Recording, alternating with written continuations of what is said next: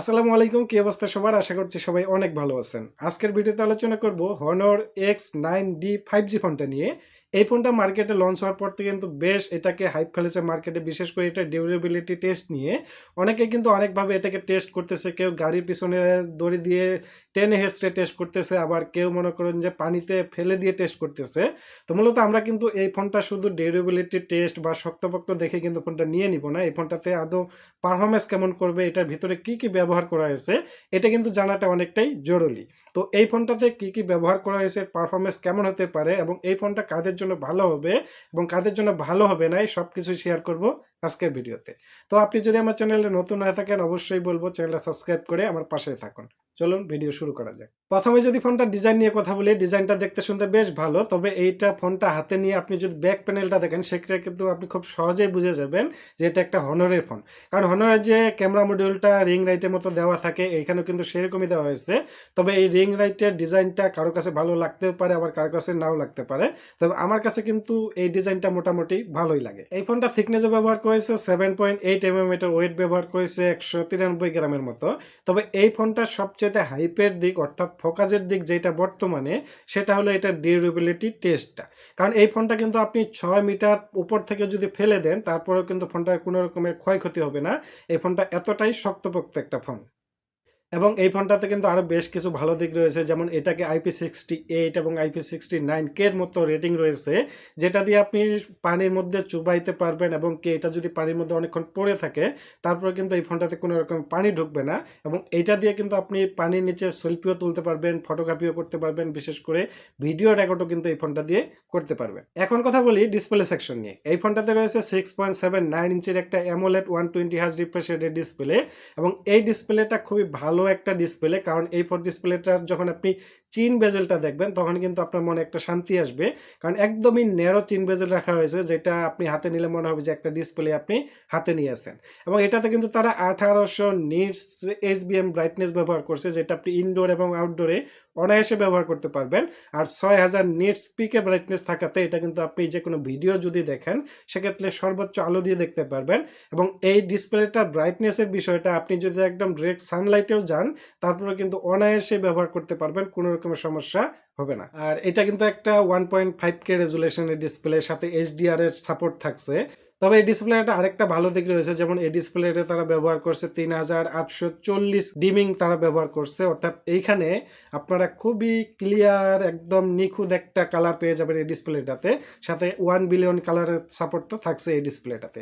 এবং এখানে কিন্তু খুব ভালো মানে একটা প্রোটেকশন ব্যবহার করা হয়েছে, যে প্রোটেকশনটা এতটাই ভালো যে আপনার ফোনটা যদি ডিসপ্লেটা নিচের দিকে দিয়ে 6 মিটার উপর থেকেও পড়ে, তারপরে কিন্তু এই ডিসপ্লেটা কোনোভাবেই নষ্ট হবে না।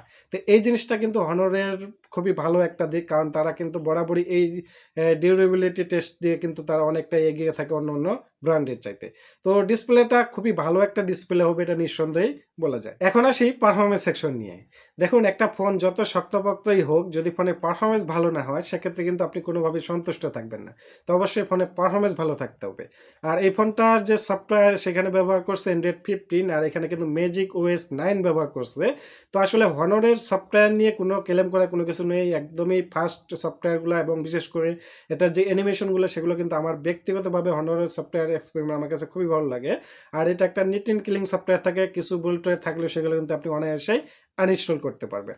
তো সফটওয়্যার এক্সপেরিমেন্ট খুবই ভালো হবে, এটা নিঃসন্দেহে বলা যায়। এই ফোনটা প্রসেসরে ব্যবহার করেছে ওয়ালকম স্ন্যাপড্রাগন 6 Gen 4, এবং এটা কিন্তু একটা 4 nm প্রসেসর।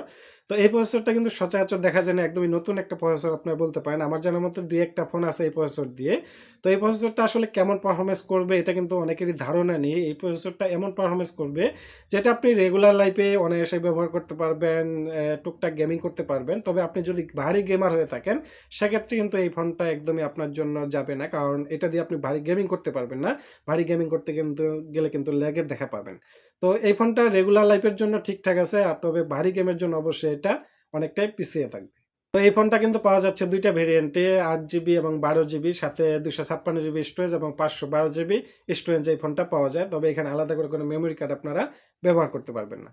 এখন আসি ক্যামেরা সেকশন নিয়ে। ফোনটাতে রয়েছে 108 মেগাপিক্সেলের প্রাইমারি ক্যামেরা, যেটা দিয়ে ভালো মানের ছবি তুলতে পারবেন, এবং এখানে 5 মেগাপিক্সেলের একটা আল্ট্রা ওয়াইড ক্যামেরা কিন্তু ব্যবহার করছে। আর এটাতে সেলফি ক্যামেরা হিসেবে ব্যবহার করেছে 16 মেগাপিক্সেলের একটা সেলফি ক্যামেরা, এবং এটার মেইন ক্যামেরা দিয়ে আপনি ভিডিও করতে পারবেন সর্বোচ্চ 4K পর্যন্ত। তো ভিডিও কোয়ালিটিও মোটামুটি ভালো হবে এবং সেলফিও আপনি মোটামুটি কাজ চালায় যাওয়ার মতো তুলতে পারবেন। এখন আসি সর্বশেষ ব্যাটারি সেকশন নিয়ে। দেখুন এই ফোনটার দুইটা জিনিস সবচেয়ে হাইপের, একটা হলো এটার ব্যাটারি এবং আরেকটা হলো এটার ডিউরেবিলিটি টেস্ট। আর এই ফোনটাতে তারা দিছে এটাই সর্বপ্রথম একটা ফোন যেখানে 8300 এমএএইচ একটা ব্যাটারি ব্যবহার করছে। তো এই ব্যাটারিটা কিন্তু স্মার্টফোন জগতে সবচেয়ে বড় ব্যাটারি, এর চাইতে বড় ব্যাটারি ফোন এখন পর্যন্ত কেউ নিয়ে আসেনি। তো এখানে ব্যাটারি ব্যাকআপ অনায়াসে আপনি 1.5 থেকে 2 দিন পেয়ে যাবেন ভারী ইউজেও, আর যদি হালকা ইউজ করেন সেক্ষেত্রে 3-4 দিন তো ব্যাটারি ব্যাকআপ থাকবেই। তো এই ফোনটা কেমন পারফরমেন্স করবে এটা কিন্তু এই ভিডিওটা দেখে অলরেডি আপনাদের একটা টার্গেট হয়ে গেছে বা আইডিয়া হয়ে গেছে। তবে যারা গেমার আছেন অবশ্যই এই ফোনটা আপনাদের জন্য ভালো হবে না। তবে রেগুলার লাইফে ব্যবহার করবেন, দীর্ঘদিন ব্যবহার করবেন, একটা শক্তপোক্ত ফোন লাগবে, সেক্ষেত্রে কিন্তু এই ফোনটা আপনার জন্য খুবই ভালো হবে। তবে এখানে আরেকটা কথা রয়েছে, এই ফোনটার দাম কিন্তু আমি এখনো বলিনি। এই ফোনটার দাম ধরা হয়েছে 47,000 টাকা। তবে অফিসিয়াল, আর যদি আনঅফিসিয়াল নেন সেক্ষেত্রে আপনি অবশ্যই 6 থেকে 7,000 টাকা কমে পেয়ে যাবেন। তো অবশ্যই আমি সাজেস্ট করব না যে এই সময় এসে আপনারা আনঅফিসিয়াল ফোন নেন। অলরেডি কিন্তু আপনারা বুঝতেই পারতেছেন যে বিভিন্ন ইয়াতে সরকারের সাথে কিন্তু অনেক ব্যবসায়ীদের ঝামেলাও চলতেছে যে এটা যেন কোনো রকমের বন্ধ করে যে আনঅফিসিয়াল ফোন যেন তারা আনতে পারে। তবে আনঅফিসিয়াল ফোনের বিষয়টা আসলে এটা আর চালু হবে না, যেটা যেভাবে আছে এইভাবেই থাকবে। তো অবশ্যই সাজেস্ট করবো আপনারা আনঅফিসিয়াল ফোন নেবেন না, অবশ্যই অফিসিয়ালটাই নেবেন। তো অফিসিয়ালের কথা চিন্তা করলে অবশ্যই এই ফোনটা বাজেটটা আমার কাছে একটু বেশি মনে হলো, তারপর যে খুব একটা বেশি তা না। তবে আমার মনে হয় আর 2-3 হাজার টাকা কম হইলে এই ফোনটার প্রাইসটা একদম ভ্যালু ফর মানি মনে হবে। তো আজকের ভিডিওতে এই পর্যন্তই। ভালো থাকবেন সবাই, সুস্থ থাকবেন, দেখা হবে আগামী ভিডিওতে।